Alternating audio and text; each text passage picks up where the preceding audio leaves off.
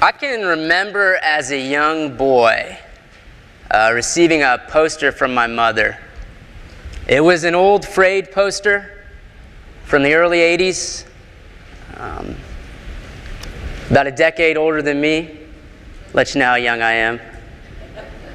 I'm not sure where she got it. It was probably sitting in the back room of a store or a bar somewhere. But there it was, hanging on my bedroom wall, given new life. And so there I was, sitting in my room, looking at that poster. A 10-year-old Eric. I was a cute 10-year-old. And as you can tell, some things don't change. And so looking at this poster, I made the second most significant decision of my life. Now, the first decision, obviously, was to follow Jesus when I was 15. That was the most significant decision. But this is the second decision. 10 years old, looking at that old poster in my bedroom wall. The poster was a picture of Harold Carmichael reaching out to pass a catch in his bright Philadelphia Eagles green.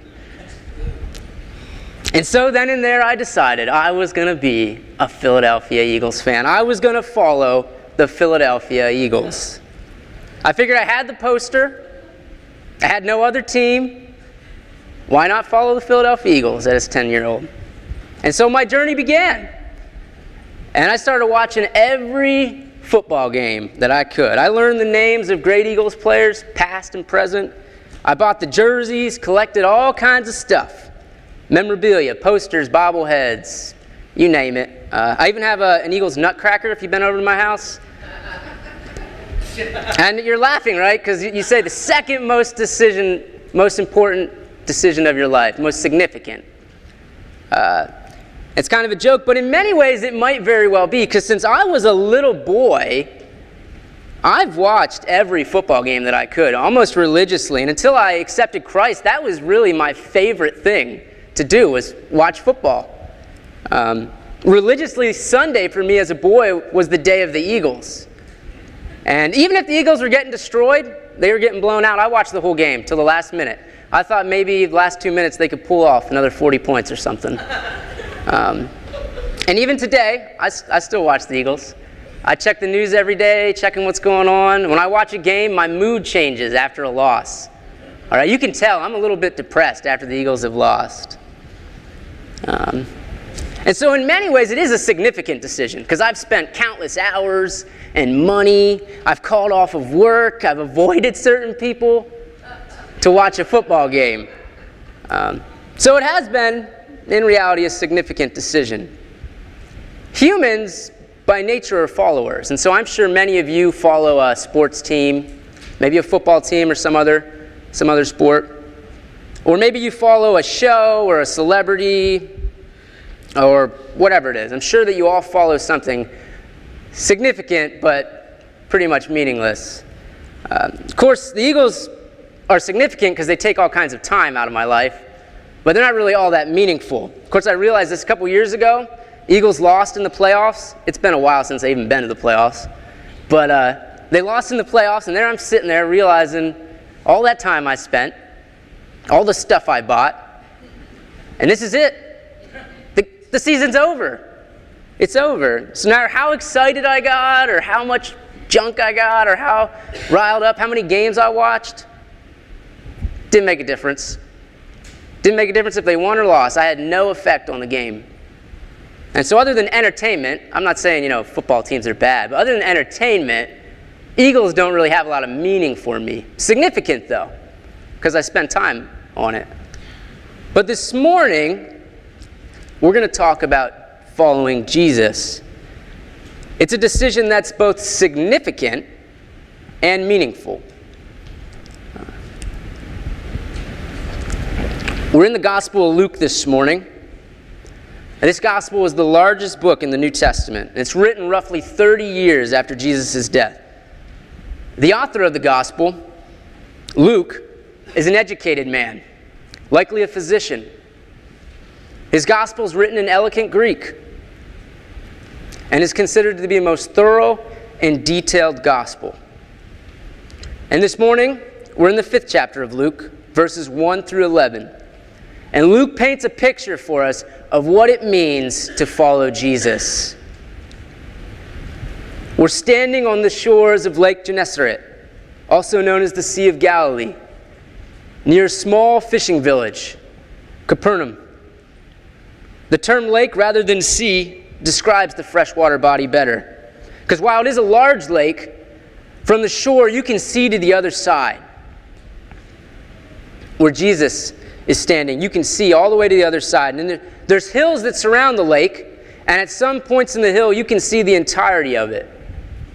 The Galilean region, that which surrounds the lake, lives off it. The majority of the people are peasants. And so they're either fishermen or some sort of agriculture that runs off the fertile lands of the lake. And everything is centered around the lake. And it's in this place, near this lake, that Jesus of Nazareth starts his ministry and calls his first disciples. Among them his favorite disciple, Peter. And Luke presents us with a very interesting picture, full of contrasts, changes, and commitments. And as we're looking at the text, I want us to focus on the 3 groups of people who are present. Jesus, the crowd, and then these fishermen. And we'll start with Jesus. The early chapters of Luke tell us of a remarkable man. There's signs that are occurring. There's a virgin birth. And while little is mentioned of his youth, Jesus grows up not far from Capernaum, in a small town called Nazareth. He's been baptized in a remarkable fashion. And then after his baptism, he goes into the desert where he's tempted by Satan himself. And then he prevails. And only in the beginning stages of his ministry, at the young age of 30, he starts his ministry.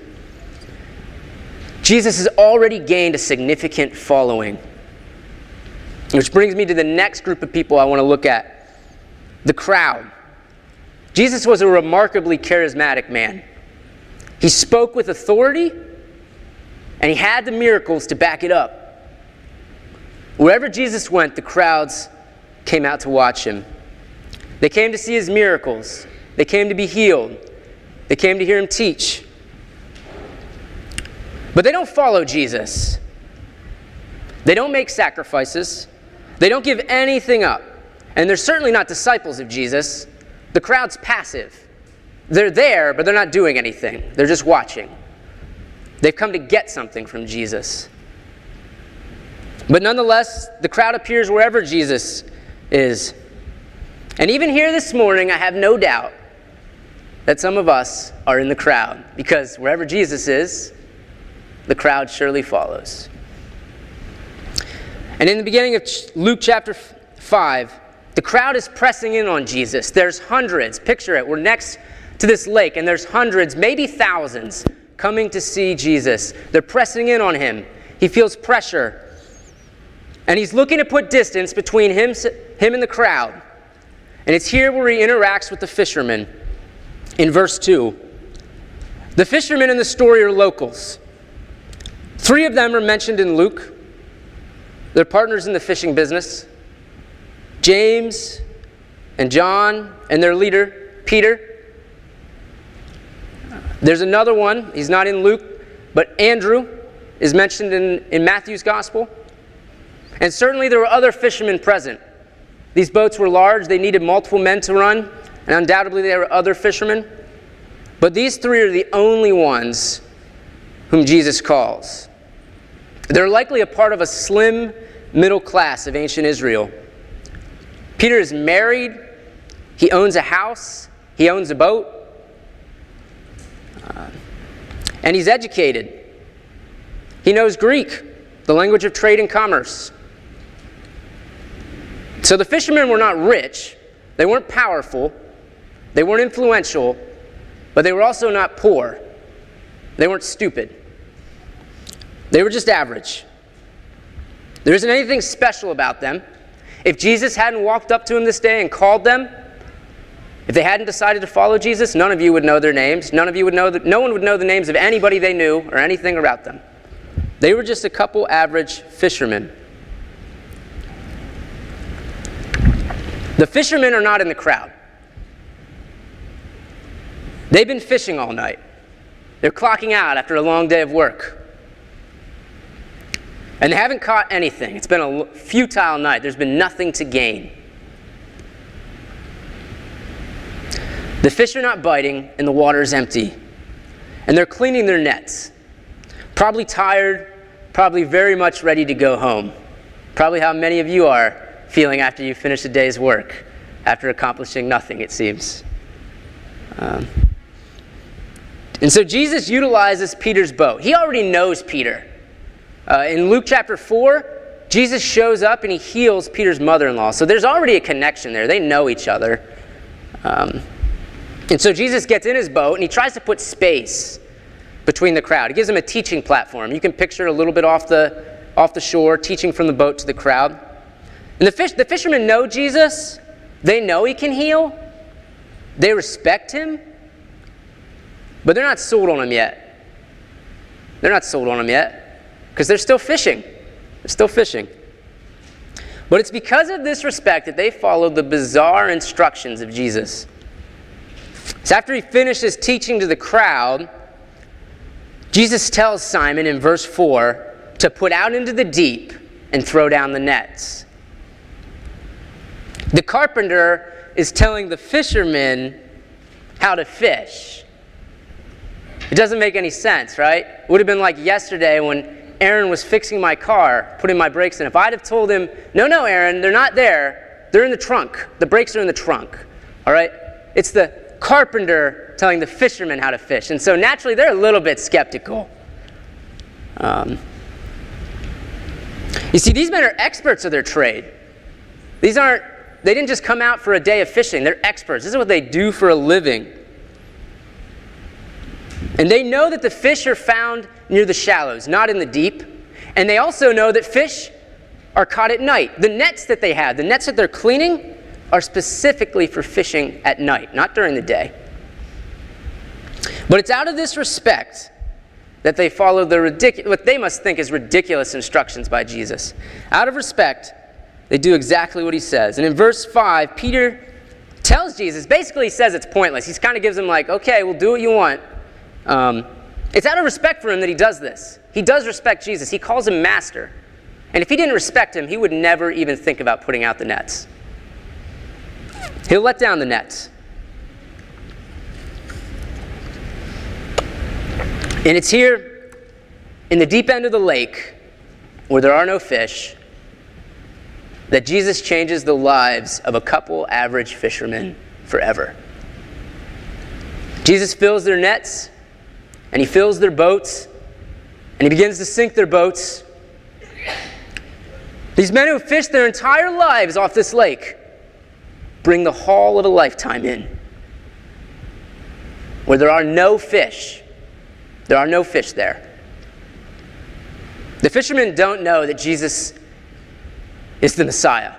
Not here in Luke 5. They don't know that. They don't know that he's God incarnate. And they don't know that he's going to die on a cross and be resurrected. They don't know that in Luke 5. Not yet. We know that. But they don't. What they do know is that there's something remarkable about this man, Jesus. Something worth following. Something from God. And so how does Peter respond? He gets on his knees. He says, "Depart from me, for I am a sinful man, O Lord." Peter's just a simple fisherman. And he's standing before the man who controls the fish. The man who heals the sick. Peter knows he's unworthy. He knows he's a sinner. And he's afraid of Jesus. He's very afraid. Peter's never seen such power. He's never seen such power. And so how does Jesus respond? A remarkable response. He looks at this average sinful fisherman, Simon Peter, and he calls him on a journey that will change his life, a journey that will change the world. Do not be afraid. From now on, you will be catching men. These men spent their entire lives fishing. They had families, they had money, they had boats, and they had all kinds of stuff. But when they get to shore, they leave it all behind. They throw down their nets, and they follow Jesus.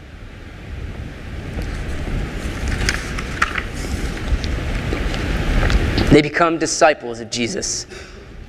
They follow him. It's a remarkable story of a Messiah, a big crowd, and a couple fishermen. And so the question is, where are you in the story? Are you somewhere in the crowd, or are you following Jesus? You can't be both. You can't be both. There are no disciples in the crowd. Jesus leaves Capernaum, and the crowd stays, but the disciples follow Jesus. See, a lot of us have a Christian perspective that is kind of like a football fan. We show up for the game every Sunday, wearing our jersey, our WWJD bracelet, and we even remind ourselves, we paid good money for these seats. We paid good money for them. But when a football team wins the Super Bowl, nobody in the crowd gets a ring. Because they're not on the team. And they have not played. And they have not won. Because there are no disciples in the crowd. See, we're a bunch of followers in a world that provides all kinds of things to follow. Maybe you've been watching politics, right? You could follow Donald Trump, he's going to build a wall. Or you could follow Hillary Clinton, $15 minimum wage. We missed our chance to follow Bernie, but that was going to be free college. You could follow the lies of our culture. You could follow the lies of our culture. Place your hope in the American dream. Get yourself a big house, perfect family, 6-figure income, nice white fence. Or you could maybe put your hope in People magazine. Spend all your time at the gym. Try and make yourself look impressive. Worship your body that's fading fast. You can follow a sports team. Feel the victory. Feel a meaningless victory. There's lots of things to follow. Lots of places to fish for fish. You can follow a whole host of other religious leaders, religious teachers. Muhammad was a great prophet. He was. Buddha was wise. And Joseph Smith had a powerful message. All of those men have many followers. There's all kinds of things to follow, all kinds of things to chase after. Or you could follow Jesus of Nazareth and have eternal life. See, fish will rot. Fishing boats will rot. Fishing nets will rot. And even the fishermen will die and rot. But Jesus said, I am the way, the truth, and the life. No one comes to the Father except through me. So where are you in the story? Where are you in the story? And so maybe I would venture that some of us are sitting here probably unsatisfied with fishing for fish, and you're tired, like Peter. And so if that's you, I want to invite you to throw down your nets and follow Jesus. You don't need to waste your life. You've been given an opportunity to follow the Son of God, God incarnate, Jesus of Nazareth. And this is an opportunity that you really cannot fail to miss. If that's you, you cannot fail to miss it. Imagine, picture in your heads, if Peter hadn't followed Jesus, if he was in the crowd, No one knows the names of anybody in the crowd. They didn't do anything, and they made no impression on the earth. Matter of fact, if Jesus hadn't been born in Nazareth, no one would know almost anything about the region, that time frame. No one would care to study it. It didn't make a difference. Why waste your time fishing for fish when you could follow the man who controls the fish? See, and how do you do it? All you need to do, like Peter, is fall to your knees. Humble yourself before him. Recognize his authority. And you could walk right out of the crowd and follow Jesus. So what does it mean to follow Jesus? That's the follow-up question, right? What does it mean to follow Jesus? I have to tell you, I can't give you the full picture today. We don't have all Sunday for me to preach. But Luke gives us a snapshot. You might want to read the rest of the Gospel of Luke. Paints a great picture, and then just keep on reading through the whole New Testament. And when you're finished with that, go back and read the whole Old Testament. There you go. You can figure out what it means to follow Jesus. But Luke does give us a snapshot. Jesus tells Peter that he'll be a fisherman of men. And so following Jesus means that you are now going to be catching people for the kingdom of God. You're going to be making disciples for Jesus. See, following Jesus is making disciples. Just follow him and make disciples. Changing the world. That's what it looks like to follow Jesus. It doesn't mean that you have to sell all your things. It doesn't mean that you have to quit your job. But I'm going to be real with you. If that's what it takes to follow Jesus, then do it. Because you might have to. That's what it literally might take. There are people in the gospel who couldn't follow Jesus because they had too much stuff. They had a great job. They couldn't follow Jesus. But following Jesus simply means that in all your life, whether you're a teacher, an electrician, a student, whatever it is that you do, that everything is centered around Jesus. You see, a disciple of Jesus is all in. And so everything you do, where you work, who you marry, how you act, how you speak to others, how you live your life, everything is all centered on Jesus. So you're no longer fishing for fish. You're fishing for men.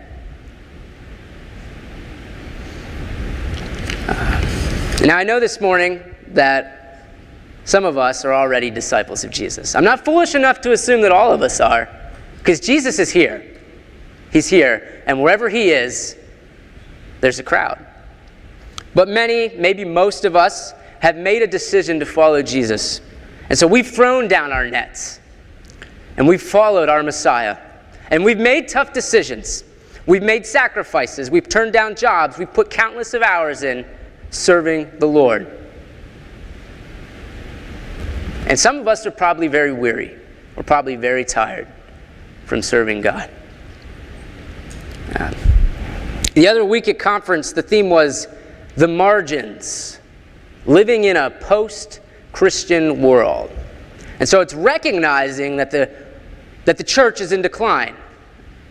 Our church, our denomination, or our fellowship, rather, is in decline. The numbers are going down. And throughout the country, the church in the United States is declining. That's a tough reality. And so we know this, though. And throughout our country, churches are closing down. Christian schools, Christian colleges are shutting their doors. And I'll be honest, you need only look behind you at the empty pews who pay witness to the decline of the church. The older generation has reached out to pass the baton to the next. And in many cases, it's fallen right on the floor. Because my generation, the younger generation, has left. And there's not very many of us that remain. Sometimes they've left for good reasons. And here in Lanham, I think we have it even harder than the rest of the country. All right, we're competing with Islam, Buddhism, Hinduism, secularism, religious liberalism. This area of the country is not a church-friendly area. And most of the people around us are not church-friendly. We live in a post-Christian world. Now, what can we do? What can we do? I have no doubt that some of us may have begun to lose hope. Some of us are feeling very weary, and some of us are very tired. And I want to close with some encouragement, all right? Because I have no doubt that some of us perhaps have begun to doubt that God can still work here, that He can still move, that He can still change the world here in our local area, in our country. If Jesus of Nazareth could build His church on the backs of a couple fishermen, if He could change the world with a couple average sinners, the people who followed Jesus were fishermen, tax collectors, Pharisees, prostitutes, average sinners. I want you to imagine what He could do with us. What He could do with you. What He could do with 60 of us who are all in. Who are totally centered around Jesus. So we still have hope. And not because of who we are. Because I look out and I think most of us are not different than Peter. Average at best. But we still have hope because we follow the man who controls the fishing. Amen. We are following God. Our hope is found in the person of Jesus Christ and on the hill of Calvary. And so all we need to do is throw down our nets and follow Jesus.